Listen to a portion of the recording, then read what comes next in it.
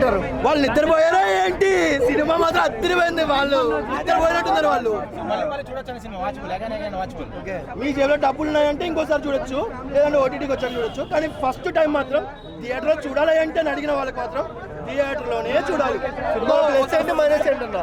Plus ఏంటి minus ఏంటి అంటే సినిమాలో ప్లస్లు మైనస్ కూడా వేరు వేరు ఉంటాయా ఏంటి? ప్లస్లు అంటే Vijay Deverakonda acting, Mrunal acting, cinematography, songs and visuals, comedy అన్నీ బాగున్నాయి.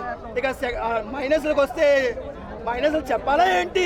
ఏమీ లేవు మైనస్ నా వరకు అయితే. అలా విజయ్ దేవరకొండ లాంగ్వేజ్ లో మాట్లాడాలంటే నేను లెక్క 100 కోట్ల నుంచి స్టార్ట్ చేస్తున్నా. ఆ తర్వాత ఎంత వచ్చిందో నాకు అనవసరం. అది బ్రో ఇలాంటి మాటలనే లైగర్ పోయింది బ్రో. దాని దీనికి కంపారిజన్ ఏంటి? అది వేరు ఇది వేరు.